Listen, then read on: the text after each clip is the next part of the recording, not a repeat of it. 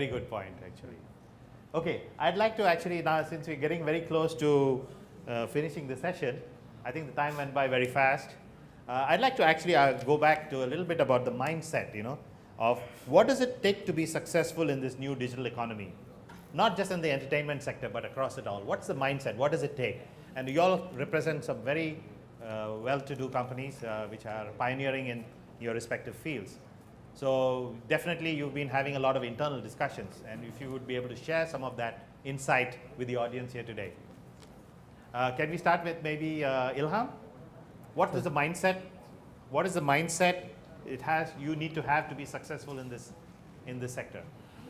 Well, I think you need to be putting yourself into the shoes of something which is not there yet, right? I mean, somebody who wants to experience that, and as Nikhil said, I mean, there's many questions still to be answered. I mean, VR, for instance, or MR, as Andreas said, is at the very beginning, and I see the use of that actually not only in entertainment.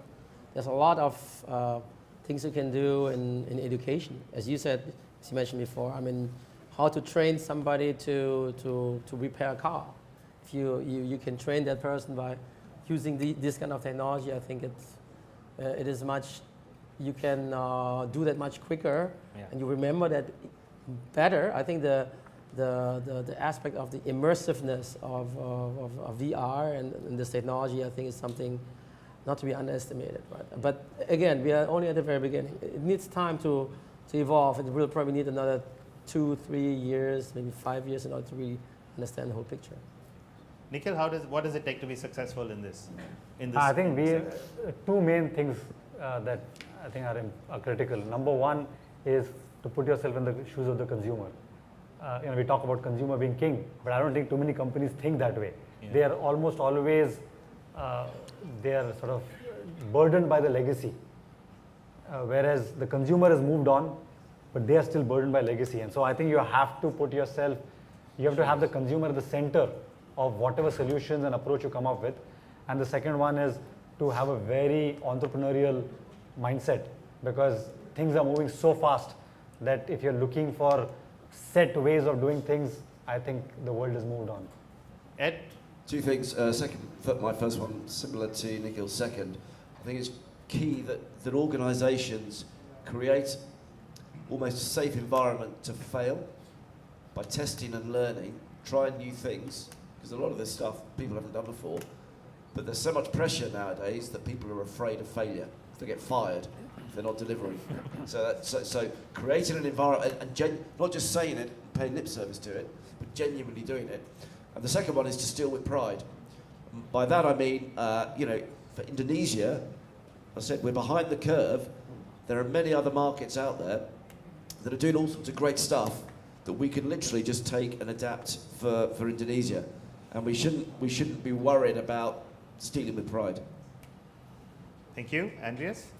I would like to offer for everybody to really be firm in adopting digital transformations. With technology today, it used to be in the past, big fish eat small fish. But right now, with the presence of technology, small fish can eat big fish. So don't hesitate. We need to adopt the 4 principles of digital transformation. Number one, you need to know who your customers are. Understand their database, understand their behavior, and from those behavior, use all the cloud analytics tools that is out there, available in the cloud, to predict the needs of those people. That is called engagement of your customers. Number 2, you need to ensure that your employees are trained to service this new type of customers that we have. Number 3, yourself, your company, you need to really look at reinventing your productivity and business processes. Because if the whole thing is shifting, but your company's standard operating procedure is not changing, the tooling is not changing, you're in deep trouble. And only last, then you come up with the transformation of your product to make sure that you measure yourself based on new revenue and not just the traditional revenue. Yeah.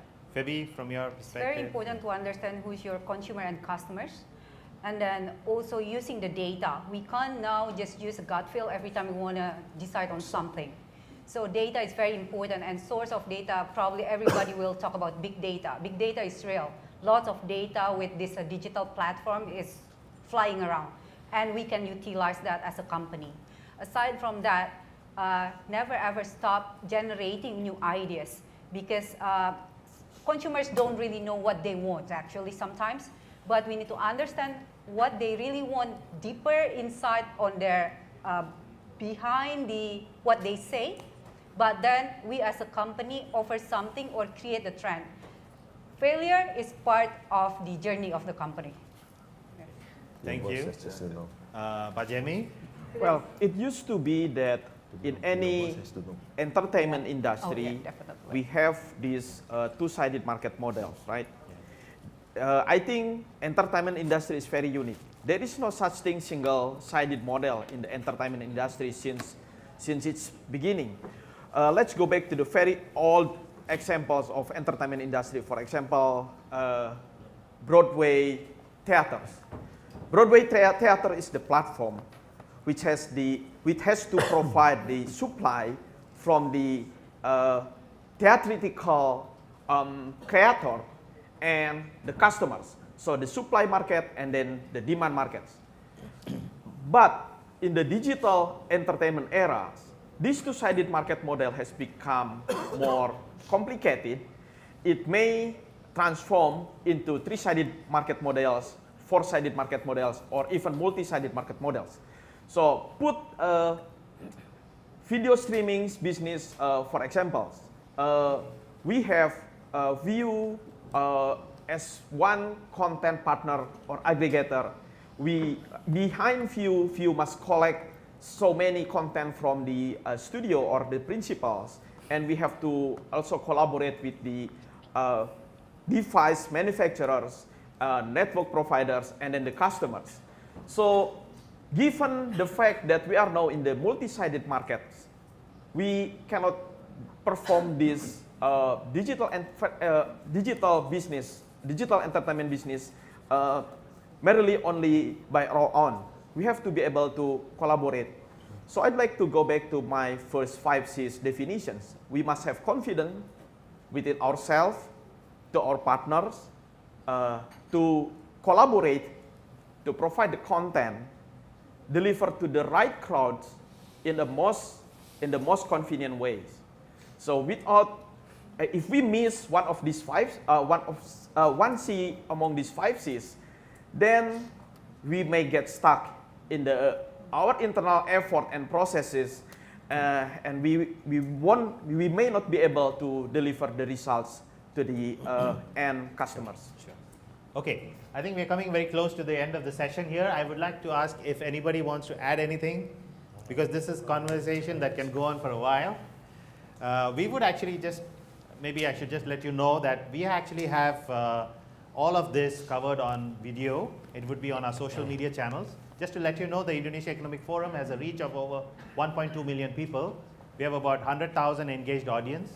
So much of the content would be converted into clips, into short articles, etc., and would be available to be shared. And we'll be sending you an email to give you details of where the content is available in a few days from now. So if anybody has any other questions, I suggest that we can close the session, and you can continue to meet with the speakers and our panelists here. I'd like to also just mention that Nikhil is going to be on tomorrow at 1 o'clock. You have a keynote session, so anybody else wants to know, attend that, please feel free to come and talk to our team to attend tomorrow. Once again, I would ask you to give a warm hand to all our panelists. Thank you for sharing all your insights.